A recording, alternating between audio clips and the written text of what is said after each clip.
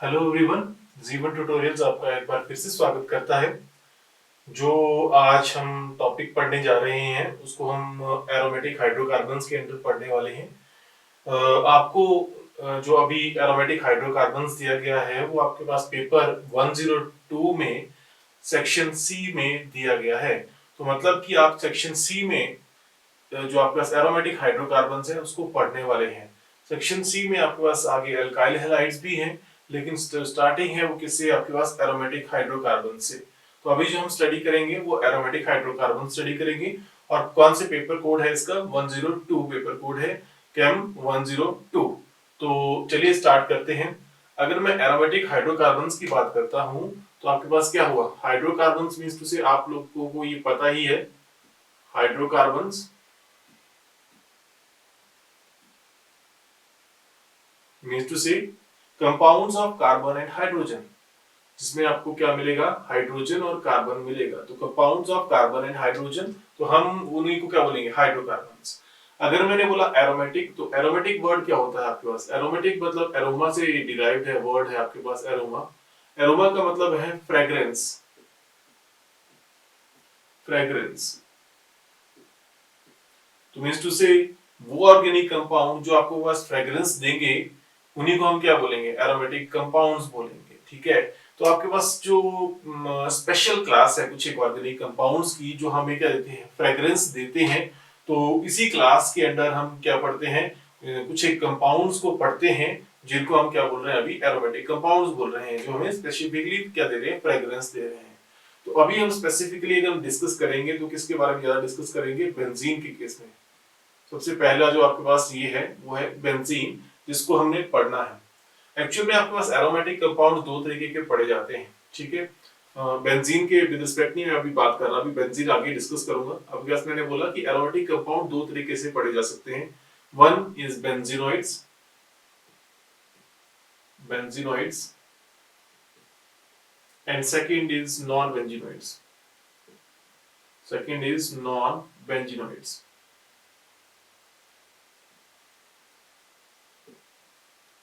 Non benzenoids, तो benzenoids में आपके पास वो कंपाउंड्स होंगे जिसमें आपके पास क्या आएगा, बेंजीन रिंग। जैसे कि अब आपके पास ये आपके पास एक बेंजीन रिंग आ गया। ठीक है। तो उसको क्या बोलूंगा मैं, बेंजीनोइड्स बोलूंगा। दूसरा अगर मैं बात करता हूं तो जैसे कि अगर आपके पास ये देखिए, दूसरा मैं एक और ले लेता हूं कंपाउंड, ये आपके पास क्या आ गया, नेफ्थालीन आ गया। ये भी क्या आ गया, नेफ्थालीन। तीसरा अगर ऑर्गेनिक कंपाउंड में डिस्कस करना चाहता हूं तो डिस्कस और क्या कर सकता हूं, एक और रिंग में बढ़ा देता हूं इसमें, तो इसको बोल दूंगा एंथ्रासीन। इसको बोल दिया मैंने बेंजीन, इसको बोल दिया मैंने नेफ्थालीन,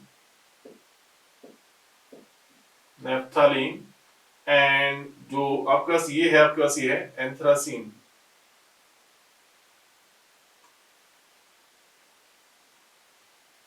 जिसमें तीन रिंग्स हैं। तो ये किसके अंडर पढ़ते हैं आप लोग, ये तीनों के तीनों ये पढ़ते हैं आप बेंजीनोइड्स के अंदर। ठीक है। नेक्स्ट अगर मैं बात करता हूं तो बेंजीनोइड्स के बाद आप नेक्स्ट जो कंपाउंड्स आप पढ़ने वाले हैं वो नया नॉन बेंजीनोइड्स आप पढ़ने वाले हैं। तो नॉन बेंजीनोइड्स के लिए अगर मैं बात करूं तो नॉन बेंजीनोइड्स में कौन से कंपाउंड्स हो सकते हैं जिसमें आपके पास बेंजीन रिंग नहीं मिलने वाली, जिसमें आपके पास बेंजीन रिंग नहीं मिलने वाली। तो जैसे कि अगर आपके पास ये साइक्लोप्रोपाइल कार्बोकेटाइन है, साइक्लोप्रोपिनाइल कार्बोकेटाइन, उसको भी हम क्या बोलेंगे, एरोमेटिक। या आपके पास पायरोल है, हेट्रोसाइक्लिक जो आपके पास कंपाउंड्स हैं, ये पायरोल है, ये भी आपके पास क्या होता है, एरोमेटिक। ठीक है। फ्यूरान है, यहाँ पे ऑक्सीजन होगा और यहाँ पे क्या होगा, ये ऑक्सीजन इस तरीके से होगा। तो this is also aromatic in nature. तो means to say there are two types of aromatic compounds, one is benzenoids and second is non benzenoid. Benzenoids में आपके पास बेंजीन रहने वाली है और नॉन बेंजीनोइड्स में आपके पास जो बेंजीन है वो नहीं मिलने वाली। ठीक है। तो अब आपके पास थोड़ा सा मैं और डिस्कस करूंगा कि आपके पास एरोमेटिक कंपाउंड्स होते कौन से हैं, रूल्स क्या हैं एक्चुअल में एरोमेटिसिटी के। ठीक है। तो आपके पास इतना से याद रखना है, कुछ एक मैं रूल्स बताने वाला हूं अब आपको, रूल्स फॉर एरोमेटिक कंपाउंड्स, मतलब कौन से कंपाउंड्स होंगे जो कि आपके पास एरोमेटिसिटी शो करते हैं। अगर आप उन रूल्स को फाइंड आउट करेंगे, अगर वो सारी चीजें उसमें दे रहे हैं, तो हम समझ जाएंगे कि वो एरोमेटिक होंगे। तो फर्स्ट आपके पास जो क्राइटेरिया है एरोमेटिसिटी के लिए, वो है आपके पास condition of planarity.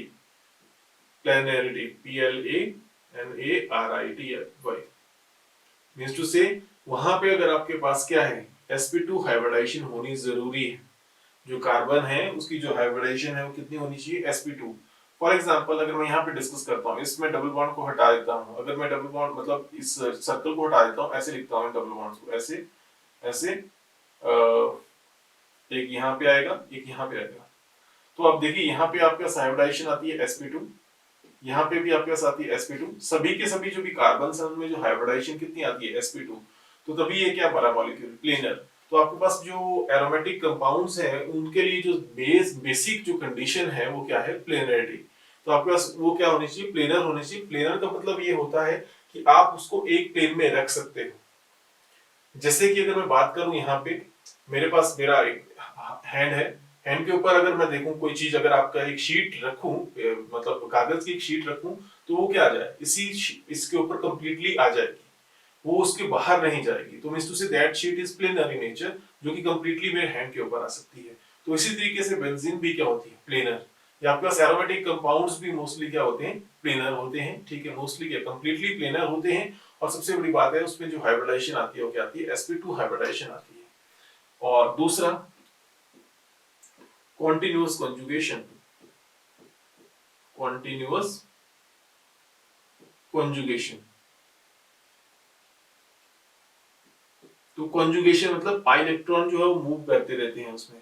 For example जैसे अगर ये इलेक्ट्रॉन यहाँ पे चला गया, ये इलेक्ट्रॉन यहाँ पे चला गया, तो इलेक्ट्रॉन कहाँ चले जाएंगे, यहाँ पे, ये इलेक्ट्रॉन यहाँ चले जाएंगे, ये तो कंटिन्यूअस मूवमेंट है।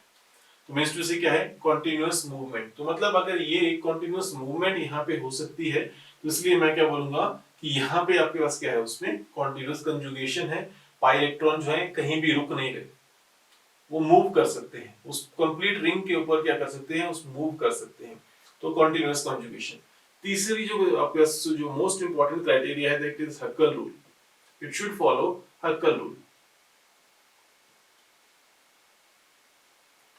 तो हक्कल रूल के लिए मैं आपके पास बता दूं कि हमने जो बात की है वो क्या की है, 4n प्लस क्या 2 पाई इलेक्ट्रॉन्स की बात की है।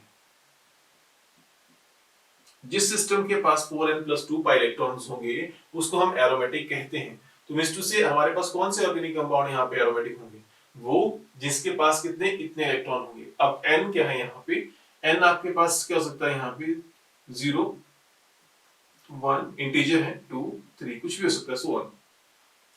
ये काम करना है अब आपने क्या कि n की वैल्यू सब्स्टिट्यूट करके डिफरेंट डिफरेंट वैल्यूज निकालनी है। तो मैं वैसे ही करता हूँ कि n की वैल्यू मान लीजिए पहले मैं सब्स्टिट्यूट कर रहा हूँ 0, तो क्या आ जाएगा 4 इंटू 0 प्लस क्या आ जाएगा 2 पाई इलेक्ट्रॉन्स। तो आपके पास क्या बन गया, यहाँ पे देखो, यहाँ पे आ गया total 2 pi electrons. 2 pi electron, पहले मैंने जो वैल्यू n की सब्स्टिट्यूट करी 0 सब्स्टिट्यूट करी। सेकंड अगर मैं सब वैल्यू सब्स्टिट्यूट करता हूँ तो 4 इंटू 1 प्लस 2 पाई इलेक्ट्रॉन्स। तो आपके पास वैल्यू कितनी आ जाएगी यहाँ पे, अब देखिए 4 इंटू 1, 4 प्लस क्या गया 2, तो मतलब कितने आ गए 6 पाई इलेक्ट्रॉन्स, 6 पाई इलेक्ट्रॉन्स। अब मैं इसके आगे 4 के बाद 1 के बाद 2 भी सब्स्टिट्यूट कर सकता हूँ यहाँ पे। तो 4 इंटू क्या 2 प्लस क्या 2 पाई इलेक्ट्रॉन्स इक्वल टू क्या आ जाएगा 10 पाई इलेक्ट्रॉन्स। तो मींस टू से वो सिस्टम जिसके पास क्या हो 2 पाई इलेक्ट्रॉन्स हो, 6 पाई इलेक्ट्रॉन्स हो या 10 पाई इलेक्ट्रॉन्स, अगर आपके पास ये वैल्यू सब्स्टिट्यूट करते जाना है 2 3 4, आपके पास डिफरेंट डिफरेंट वैल्यू आएगी 4 के गैप में, जैसे 2 6 10 14 18 22 पाई इलेक्ट्रॉन्स आएंगे। तो उन सिस्टम को हम क्या बोलेंगे, एरोमेटिक बोलेंगे। देखिए जैसे कि अगर मैं इस बेंजीन रिंग में करें, देखिए यहाँ पे मैं इसको मतलब जो डबल बॉन्ड मैंने सर्कल से लिखा है उसको ऐसे लिख देता हूँ इस तरीके से। अगर मैंने इसको इस तरीके से लिखा है तो इसका मतलब ये होगा कि अब यहाँ पे एक की कंट्रीब्यूशन कितनी रहती है 2 इलेक्ट्रॉन्स की। आपको पता है एक बॉन्ड में कितने इलेक्ट्रॉन होते हैं 2, तो इस पाई बॉन्ड में कितने इलेक्ट्रॉन होंगे 2, और यहाँ पे भी कितने होंगे 2 इलेक्ट्रॉन्स, और यहाँ पे भी कितने होंगे 2 इलेक्ट्रॉन्स। तो टोटल कितने होंगे 6 इलेक्ट्रॉन्स। तो मतलब पाई इलेक्ट्रॉन कितने आ गए, 6 इलेक्ट्रॉन्स। यहाँ पे चेक कीजिए कि कहाँ पे 6 इलेक्ट्रॉन्स हैं, मतलब ये तो 6 पाई इलेक्ट्रॉन यहाँ पे आ रहे हैं। तो इसका मतलब ये है कि इस रूल में जो आपके पास वैल्यूज आ रही हैं वो वैल्यू यहाँ मैच कर रही है। तो इसका मतलब ये क्या होगा, एरोमेटिक इन नेचर। अब यहाँ पे अगर मैं काउंट करूँ तो कितने पाई बॉन्ड है यहाँ पे, 1 2 3 4 5, तो टोटल पाई बॉन्ड है 5। तो एक में कितने होते हैं 2, तो कितने हो गए 10 पाई इलेक्ट्रॉन्स। तो 10 पाई इलेक्ट्रॉन हो गए, तो इसका मतलब क्या हुआ, ये भी क्या होगा, एरोमेटिक।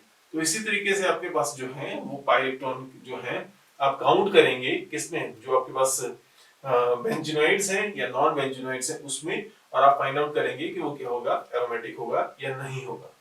तो ये सिंपल तरीका था जिससे हम क्या करते हैं, इनको फाइंड आउट करते हैं कि आपके पास जो कंपाउंड है वो एरोमेटिक होगा या नहीं होगा। अब थोड़ा आगे करते हैं, थोड़ा सा जो बेंज हमने अभी पढ़ना क्या, aromatic compounds. But aromatic compounds में आपको स्पेसिफिकली किसकी डिस्कशन कर रहे हैं, बेंजीनोइड्स में, कि किसकी डिस्कशन कर रहे हैं, बेंजीनोइड्स की। और बेंजीनोइड्स में किसकी करेंगे, बेंजीन की। समझ रहे हैं मेरी बात, कि क्या हमने यहाँ पे डिस्कशन करनी है किसकी, बेंजीनोइड्स की, ठीक है। और बेंजीनोइड्स में किसकी डिस्कशन करेंगे हम, बेंजीन की। तो अभी हम जो डिस्कशन कर रहे हैं विद रिस्पेक्ट टू क्या कर रहे हैं, बेंजीन डिस्कस करने वाले हैं आगे, ठीक है। तो अब हम क्या करते हैं, थोड़ा सा नॉमेनक्लेचर के बारे में देख लेते हैं कि बेंजीन में आप कैसे नॉमेनक्लेचर कर सकते हो, या आपके पास मतलब आपके पास क्या क्या ऑप्शंस हैं, किस किस तरीके से आपके पास बेंजीन में सब्स्टिट्यूशंस हो सकती हैं, और किस तरीके से आप उसको डिफाइन करते हैं। तो नॉमेनक्लेचर की मैं बात करता हूं। तो नॉमेनक्लेचर की मैंने बात कर दी, देखिए ये।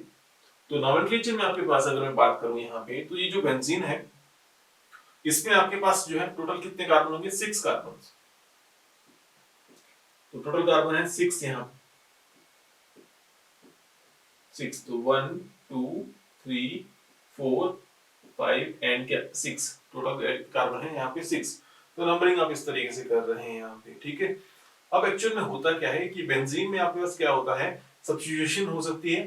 तो सब्स्टिट्यूशन अगर होगी तो मान लीजिए ये इस तरीके से सब्स्टिट्यूशन मैंने इसकी कर दी, इस तरीके से इसकी सब्स्टिट्यूशन करी, जैसे कि ये कर दिया मैंने मान लीजिए, और इसके आगे कोई चेन है मान लीजिए, ठीक है। तो आपके पास यहाँ पे जब हम इसका नॉमेनक्लेचर करते हैं तो this is side chain, this is called as side chain, side की मतलब साइड में है, ठीक है। ये साइड चेन आ गई आपके पास, और this is nuclear, nucleus, okay. Nucleus मतलब सेंटर। तो आपके पास जो ये सेंट्रल पार्ट है दिस इज न्यूक्लियस। अगर आपके पास ये सब्स्टिट्यूएंट बन जाता है तो हम इसको क्या कहते हैं, फिनाइल। जब ये सब्स्टिट्यूएंट बन जाता है तो क्या बोल देते हैं हम इसको, फिनाइल। और ये क्या आ गया आपके पास, साइड चेन। तो आपके पास दो जगह पे आपके पास सब्स्टिट्यूएंट्स प्रेजेंट हो सकते हैं, या कहां पे, साइड चेन सब्स्टिट्यूएंट हो सकते हैं, या आपके पास किस पे हो सकते हैं, इस फिनाइल रिंग पे जो आपके पास ये मैंने रिंग बनाया है इसके ऊपर क्या हो सकते हैं, सब्स्टिट्यूएंट हो सकते हैं। अब क्या है आपके पास, अगर आपके पास कुछ एक ऐसी कंडीशन मैं बताता हूं आपको, कि मान लीजिए आपके पास जो है, जो साइड चेन है उसमें सिर्फ कार्बन है, और उस कार्बन के जो हाइड्रोजन है उनको हम रिप्लेस कर रहे हैं। तो आप किस तरीके से उनका नेम करेंगे, तो उसको इस चीज को ध्यान रखना, क्योंकि ये बहुत इंपॉर्टेंट है, आपके आगे बहुत काम आएगी। अगर देखिए मैंने यहाँ पे क्या लिख दिया, देखिए ये क्या लिखा, टॉलीन, दिस इज कॉल्ड एज टॉलीन, क्योंकि बड़ी सिंपल सा है कि यहाँ पे CH3 है, commonly it is called as toluene. पर मैं क्या करता हूँ, इसमें जो CH3 इसमें से एक हाइड्रोजन में निकाल देता हूँ। अगर मैं इसको एक हाइड्रोजन निकाल देता हूँ, जैसे कि ये देखिए यहाँ ये क्या कर लिया मैंने, और यहाँ पे मैंने इसको क्या कर दिया, CH2 लिख दिया, और एक हाइड्रोजन मैंने निकाल दिया, देखिए यहाँ से टोटल हाइड्रोजन कितने थे यहाँ पे 3, और अभी कितने हो गए 2। तो अगर 2 हो गए तो मतलब एक हाइड्रोजन मैंने निकाल दिया, तो इसको क्या लिखूंगा मैं, बेंजाइल। इसको क्या लिख सकता हूं मैं, बेंजाइल। तो इसको याद रखना है कि इसको क्या बोलते हैं, बेंजाइल। अगर आपके पास एक कार्बन हमें मतलब एक हाइड्रोजन निकाल तो उसको क्या बोलूंगा, बेंजाइल। मान लीजिए मैं करता हूं, मान लीजिए मैं करता हूं यहाँ पे,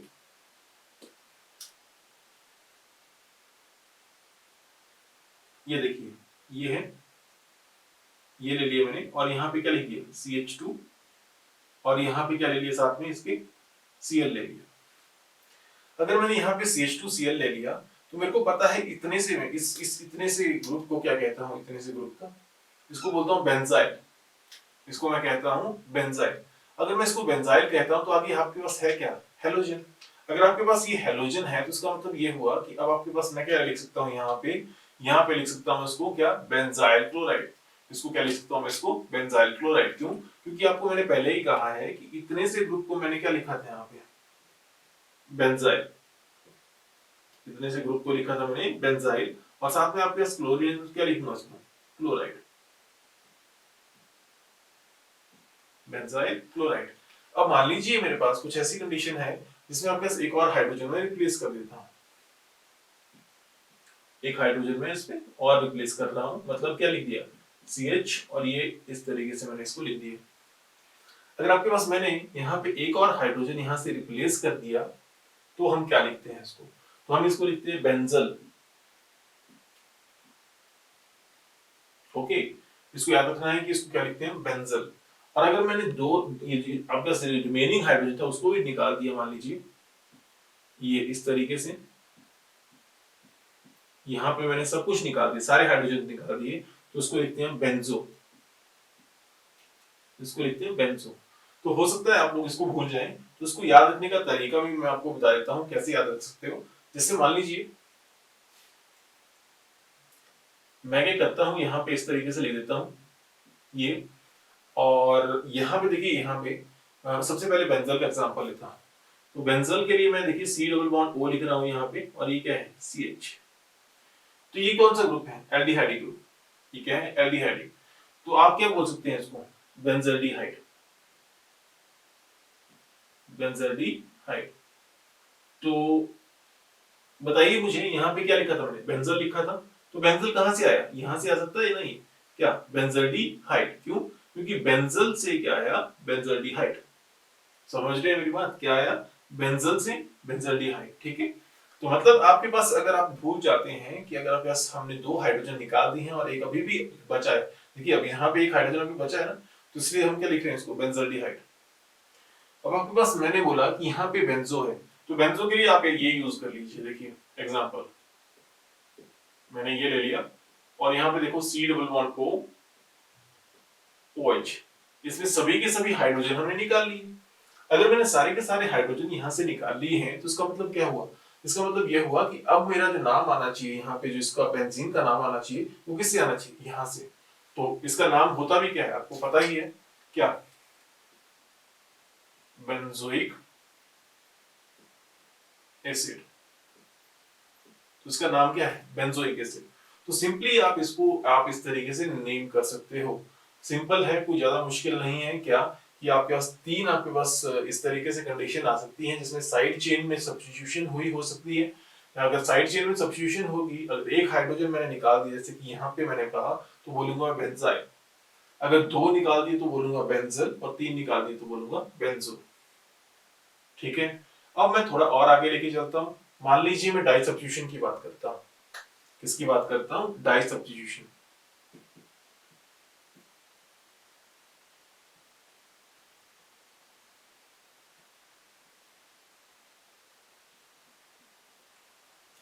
तो डाई सब्स्टिट्यूशन मतलब अब दो आपके पास के आगे सब्स्टिट्यूएंट्स उसमें आ गए। तो ये आपके पास है, जैसे मान लीजिए ये, और यहाँ पे X है, तो आपके पास जो बेंजीन है उस पे अलग अलग पोजीशन वहां पे होती हैं। जैसे कि यहाँ पे पोजीशन हो सकती है, यहाँ पे हो सकता है कोई सिस्टम, यहाँ हो सकता है, यहाँ हो सकता है, यहाँ हो सकता है।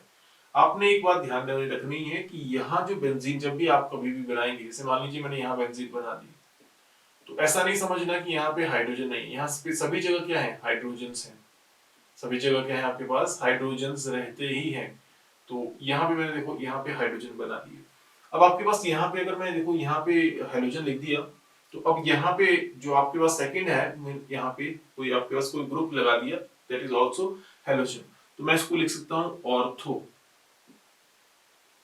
क्या है ये, ऑर्थो सब्स्टिट्यूटेड प्रोडक्ट है, मतलब X पहले भी प्रेजेंट है, और इस X के रिस्पेक्ट कहां पे, कौन सी पोजीशन, इस पोजीशन पे कोई सिस्टम आ रहा है। अगर मैं इसको रब कर दूं और यहाँ पे X लगा दूं, तब भी क्या होगा, वो ऑर्थो। अगर मैं दूसरा ले लूं एग्जांपल, जिसमें आपके पास क्या हो, इसको मैं निकाल देता हूं मान लीजिए, और यहाँ पे लगा देता हूं, जैसे कि एक एग्जांपल मैं यहाँ पे लिख रहा हूं, देखिए x है, और यहां से मैं इसको इसको नहीं यहाँ पे लगा रहा, कौन सी इस पोजीशन पे नहीं लगा रहा, इसको यहाँ पे लगा रहा हूँ, तो उसको बोलूंगा मेटा।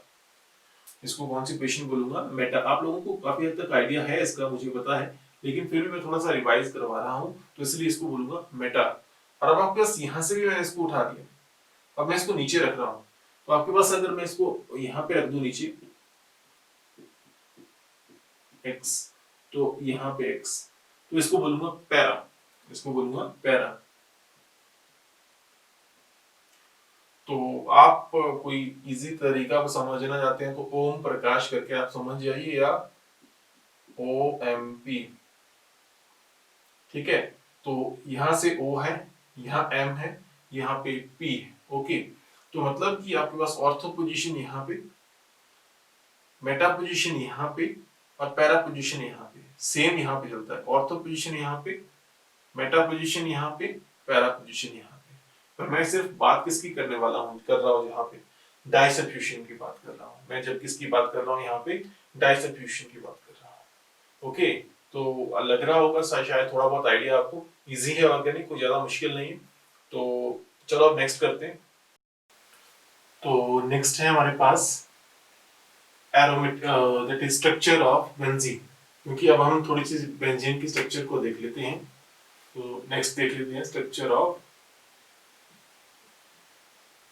बेंजीन। तो जो सबसे पहले जो स्ट्रक्चर देखेंगे हम, डायरेक्टली मैं और स्ट्रक्चर्स नहीं डिस्कस करूंगा, जो मोस्ट इंपॉर्टेंट स्ट्रक्चर है जो कैकुले ने प्रपोज करी थी उसके बारे में देखेंगे। तो कैकुले स्ट्रक्चर,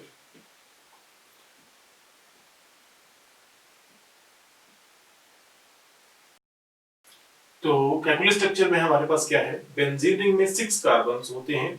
तो यहाँ पे मैंने 6 कार्बन बना लिए, देखिए। और अगर मैंने 6 कार्बन बनाए हैं तो इसका मतलब ये हुआ कि अब मुझे 6 कार्बन कैसे बनाने पड़ेंगे। सारे के सारे कार्बन मैं डायरेक्टली लिख रहा हूँ, देखिए। एक कार्बन मैंने यहाँ लिख लिया, दूसरा कार्बन यहाँ लिख लिया, तीसरा यहाँ लिख लिया, चौथा यहाँ पे, पांचवा यहाँ पे, छठा यहाँ पे। और ये जो कैकुले स्ट्रक्चर है उसमें ये कहता है कि यहाँ पे क्या होते हैं, डबल बॉन्ड्स होते हैं बीच में। तो मींस टू से इस तरीके से डबल बॉन्ड्स मैंने बना दिए यहाँ पे। और यहाँ पे ऐसा नहीं है कि इतना ही होता है, यहाँ पे एक एक हाइड्रोजन भी पहले प्रेजेंट होता है, एक एक हाइड्रोजन सब कार्बन पे प्रेजेंट होगा।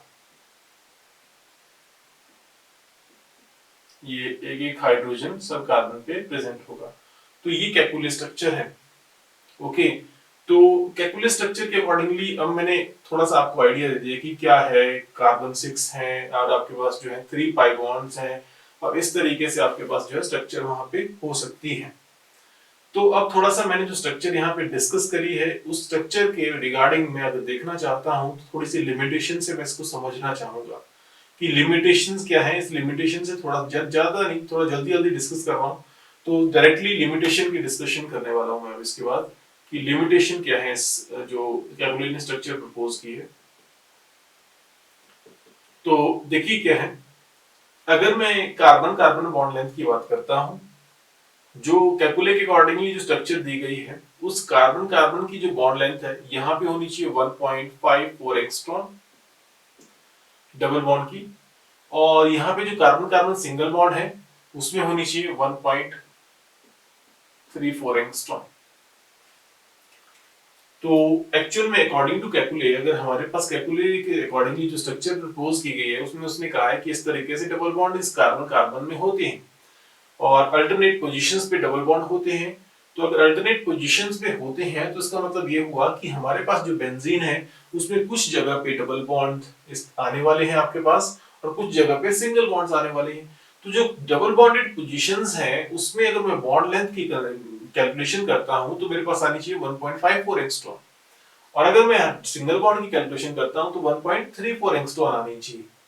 लेकिन जो मेरे पास एग्जैक्ट बॉन्ड लेंथ आती है इसमें बेंजीन में, वो कितनी आती है, 1.397 एंगस्ट्रॉम,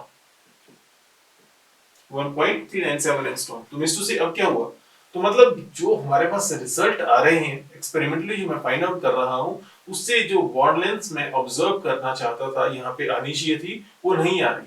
क्योंकि कैकुले के अकॉर्डिंगली तो यहाँ पे ये आनी चाहिए थी, लेकिन ऑब्जर्व कितनी आ रही है, इतनी आ रही है। तो इसका मतलब पहली लिमिटेशन ये स्ट्रक्चर इस चीज को नहीं प्रूव कर पा रही कि आपके पास यहाँ पे बॉन्ड लेंथ डिफरेंट क्यों है। सेकेंड जो बहुत इंपॉर्टेंट है, अगर हम नोटिस करते हैं यहाँ पे जो रेजोनेंस एनर्जी है बेंजीन की,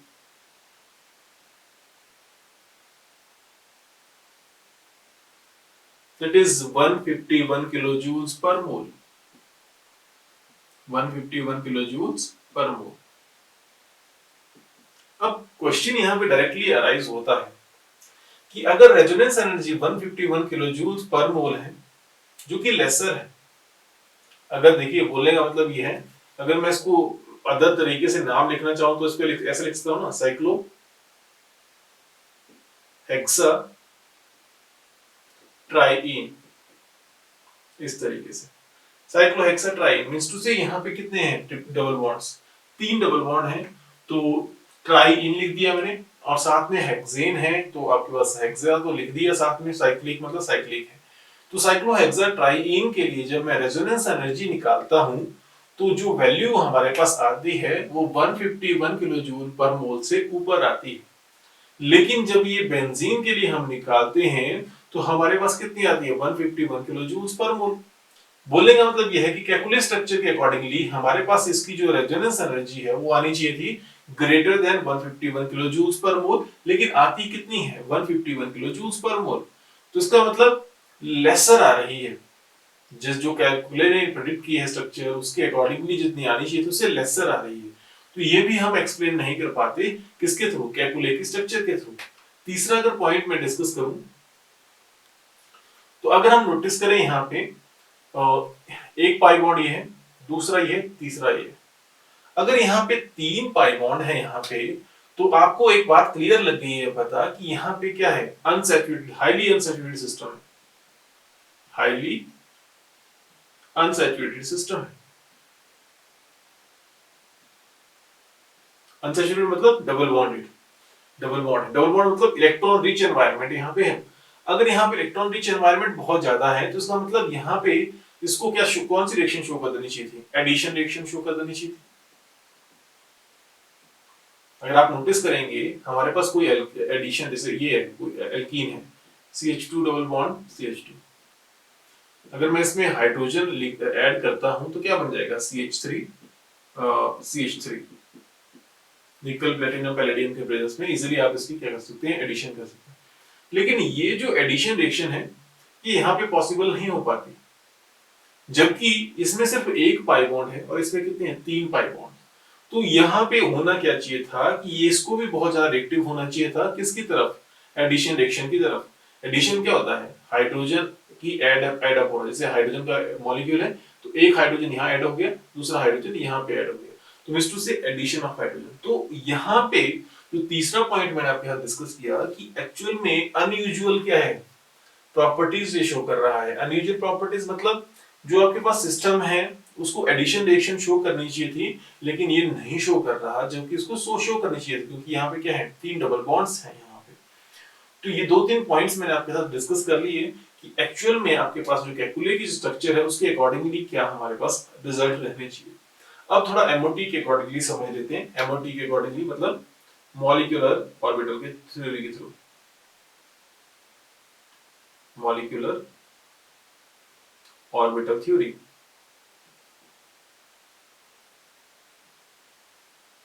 तो मॉलिक्यूलर ऑर्बिटल थ्योरी के लिए के अकॉर्डिंगली कैसे करूंगा, एक्चुअली में आपके पास अगर मैं नोटिस करूंगा मॉलिक्यूलर ऑर्बिटल थ्योरी के मतलब क्या है, जो आपके एटॉमिक ऑर्बिटल कंबाइन करती हैं और एटॉमिक ऑर्बिटल कंबाइन करके क्या बनाएंगे, मॉलिक्यूलर ऑर्बिटल्स बनाएंगे। तो मतलब कि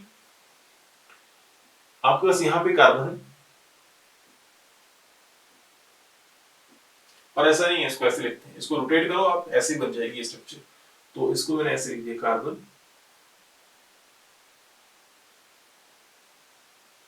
इस तरीके से। ओके, अगर इस तरीके से लिखा है तो मतलब अब आपके पास क्या होगा, यहाँ पे एक तो हाइड्रोजन अवेलेबल होगा ही, तो इस हाइड्रोजन को मैं यहाँ पे ऐसे लिख दूं और दूसरा हाइड्रोजन यहाँ पे लिख दिया, इसका हाइड्रोजन मैंने यहाँ लिख लिया और यहाँ पे इसका हाइड्रोजन यहाँ लिख लिया, इसका हाइड्रोजन मैंने इस तरफ को लिख लिया और यहाँ पे इसका हाइड्रोजन यहाँ पे लिख दिया। 3 बॉन्ड इसने कंप्लीट कर लिए हैं, एक ऑर्बिटल इसके पास अभी भी वेकेंट है। क्यों? क्योंकि कार्बन की अगर मैं इलेक्ट्रॉनिक कन्फिग्रेशन लिखता हूं तो कार्बन की इलेक्ट्रॉनिक एटॉमिक नंबर कितना है 6, तो इलेक्ट्रॉनिक कन्फिग्रेशन क्या बनेगी इसकी 1s2 2s2 क्या 2p2।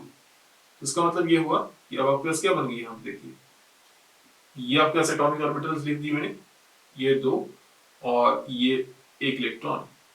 एक्साइटेड स्टेट में क्या होगा, एक इलेक्ट्रॉन यहां चला जाएगा, सॉरी ये यहाँ पे एक ऑर्बिटल रहेगी, तो एक इलेक्ट्रॉन यहाँ पे 2 3 4, तो इस ऑर्बिटल को ना समझे, ये ऑर्बिटल नहीं है।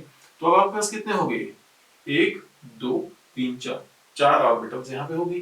तो मतलब इसने 4 बॉन्ड बनाने हैं। तो कितने सिग्मा बनाने हैं इसने 3, एक यहाँ पे सिग्मा, दूसरा सिग्मा, तीसरा सिग्मा, तो यहाँ पे सिग्मा हो गया, यहाँ भी सिग्मा, यहाँ भी सिग्मा। एक ऑर्बिटल बची जो कि क्या बनाएगी पाई बॉन्ड। तो पाई बॉन्ड कैसे बनाएगी, अगर मैं इस ऑर्बिटल को ऐसे लिखूं, देखिए एक ऑर्बिटल यहाँ लिख दी, आई थिंक मुझे कलर अलग यूज करना चाहिए, थोड़ा ज्यादा बेटर लगेगा आपको पता। तो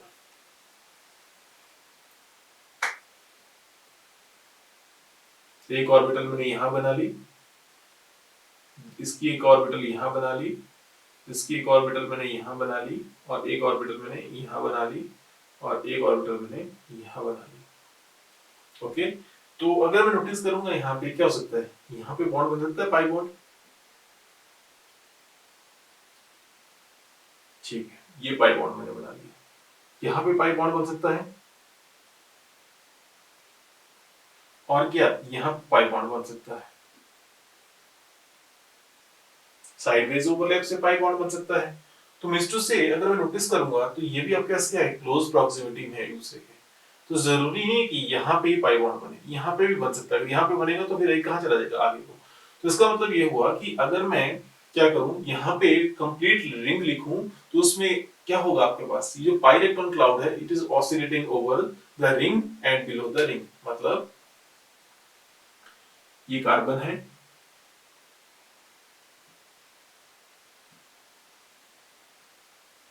ये यहाँ पे मैंने हाइड्रोजन लिखा था, यहाँ हाइड्रोजन है, यहाँ हाइड्रोजन है, यहाँ हाइड्रोजन है, और यहाँ भी हाइड्रोजन है, और एक हाइड्रोजन यहाँ पे।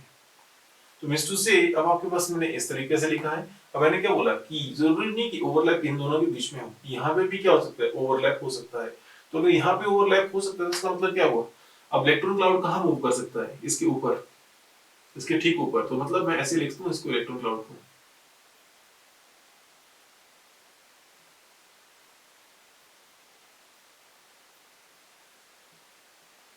ओके, इस तरीके से लिख दिया। और इसके ठीक नीचे भी आपका इलेक्ट्रॉन क्लाउड होगा, जो कि क्या इसके नीचे घूम रहा होगा, थोड़ा सा ऊपर को आ जाएगा, पर मैं एक्चुअल में ऐसे ही बना रहा हूँ, थोड़ा समझ आना आप लोगों ने। कहने का मतलब ये है कि ये रिंग नीचे है ऐसे को, उसके ऊपर भी एक इलेक्ट्रॉन क्लाउड आ रहा है और नीचे भी इलेक्ट्रॉन क्लाउड आ रहा है, तो मतलब ये सैंडविच कर रहा है इसको। इसका मतलब इलेक्ट्रॉन क्लाउड कंप्लीटली क्या कर रहा है, मूव कर रहा है किसके ऊपर, हर एक कार्बन के ऊपर, हर एक कार्बन के ऊपर, ठीक है। तो मतलब कि मॉलिक्यूलर ऑर्बिटल थ्योरी के अकॉर्डिंगली एक चीज हमें क्लियर होगी क्या, कि जो आपके पास डबल बॉन्ड कैरेक्टर है वो एक कार्बन पे नहीं सब पे आने वाला है, ठीक है, सबके पास आने वाला है। क्यों? क्योंकि आपके पास यहाँ पे क्या हो रहा है, आपके पास सिस्टम में जो इलेक्ट्रॉन है वो मूव कर रहे हैं, हर एक कार्बन के ऊपर मूव कर रहे हैं, सर्कुलेट कर रहे हैं। ये चीज आपकी मेरिट भी है इसकी, मतलब जो आपके पास ड्रॉबैक्स हैं ये भी आपके पास एक्सप्लेन की जा रही है, किसके थ्रू, इसी चीज के थ्रू। क्यों? क्योंकि अगर आप नोटिस करेंगे यहाँ पे इलेक्ट्रॉन क्लाउड जो है किसके ऊपर मूव कर रहा है, इसके ऊपर मूव कर रहा है। उसका मतलब सीधा सा फंडा ये है कि यहाँ पे आपके पास यहाँ पे क्या हो जाएगा, सिस्टम जो है वो स्टेबल हो जाएगा। और सबसे बड़ी बात है कि डबल बॉन्ड कैरेक्टर जो है वो सब कार्बन के पास आने वाला है। डबल बॉन्ड कैरेक्टर तो सबके पास आने वाला है, मतलब जो सिंगल बॉन्ड कैरेक्टर है वो किसकी तरफ मूव कर जाएगा, डबल बॉन्ड कैरेक्टर की तरफ। और डबल बॉन्ड कैरेक्टर जो है किसकी तरफ मूव कर जाएगा, सिंगल बॉन्ड कैरेक्टर की तरफ। तो ये हमारे पास इजीली समझ आ जाएगा, आपको समझ सकते हो कि क्या, कि जो डबल बॉन्ड कैरेक्टर था इसका वो किसकी तरफ चलेगा, सिंगल बॉन्ड। क्योंकि अब कुछ अमाउंट यहाँ में भी कैरेक्टर आ रहा है डबल बॉन्ड, कुछ अमाउंट यहाँ में भी डबल बॉन्ड कैरेक्टर आ रहा है, कुछ यहाँ पे भी आ रहा है। तो मींस टू से अगर मैं यहाँ पे इसको डिनोट करूँ तो एक इलेक्ट्रॉन यहाँ पे मूव कर सकता है, ये यहाँ पे मूव कर सकता है, और ये यहाँ पे मूव कर सकता है। तो आपके पास इस तरीके से आपके पास क्या होगा, फिर यहाँ पे भी डब्ल्यू बॉन्ड आ सकता है इस तरीके से। तो मतलब कि मैं अगर पूरी लिखना चाहूँ बेंजीन को तो ऐसे लिख सकता हूँ, क्या ऐसे को, कि मतलब आपके पास जो आपके पास डबल बॉन्ड कैरेक्टर है वो सभी कार्बन के पास आ रहा है। दूसरी बात क्या है, अनयूजुअल स्टेबिलिटी है, जो कि एडिशन एक्शन नहीं शो कर रहा, तो उसके अनयूजुअल स्टेबिलिटी होने का रीजन क्या है, एक्चुअली आपके पास जो पाई इलेक्ट्रॉन क्लाउड मूव कर रहा है तो इससे इसकी रेजोनेंस एनर्जी क्या हो रही है, डिक्रीज हो जा रही है। पूरा का पूरा सिस्टम जो है, अगर मैं नोटिस करूं इसमें क्या कर रहा है, इलेक्ट्रॉन मूव कर रहे हैं, तो मींस टू से अब आपके पास सिस्टम क्या कर रहा है, अपने को स्टेबलाइज कर रहा है और रेजोनेंस एनर्जी क्या कर रहा है, डिक्रीज कर रहा है। और अगर आपके पास रेजोनेंस एनर्जी डिक्रीज होगी तो सिस्टम अब ऑटोमेटिकली क्या होता है, आपके पास स्टेबल होना शुरू हो जाता है। तो मींस टू से अब आपके पास क्या हो गया, ये सिस्टम स्टेबल हो गया। तो ये आपके पास कुछ एक थी बेसिक, जैसे आपके पास introduction towards the that is aromatic hydrocarbons. और नेक्स्ट जो देखेंगे हम preparation of that is aromatic hydrocarbon में बेंजीन।